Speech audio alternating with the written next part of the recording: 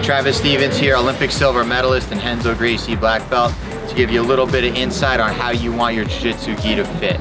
One of the first things we want to look at actually isn't the top, but it's going to be the pants. And the first thing I check for is to make sure my pant cuff is just above my ankle. That way if there's a little bit of shrinkage, I'm still compliant.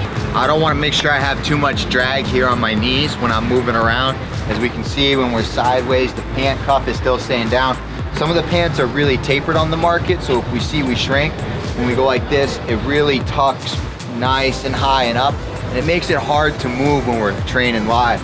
I like to be a little bit more free with my pants as we're moving around. You can also try to just do, you know, a basic squat.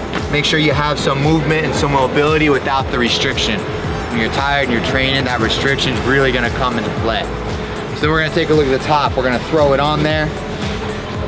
We're gonna pull it in nice and tight, make sure it fits next and comfortable.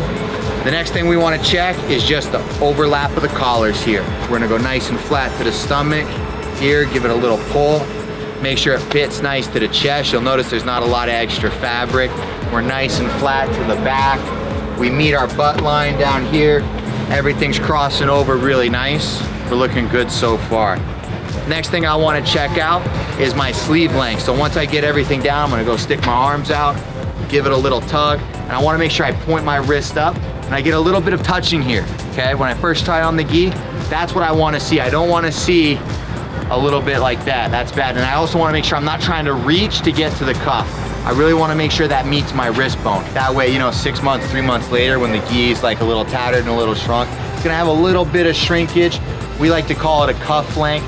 That way, we're hitting right at the wrist bone when the gi's nice and broken in, and it's fitting even better. The next thing we check is the thumb test.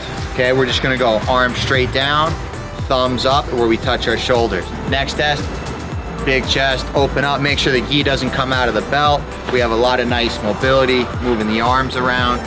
And the last thing I check for once everything's all set is me and my stance, where I come forward, give myself a little shrug, and I can shorten those sleeves up, making it hard to grip. And that's what we look for in a gi.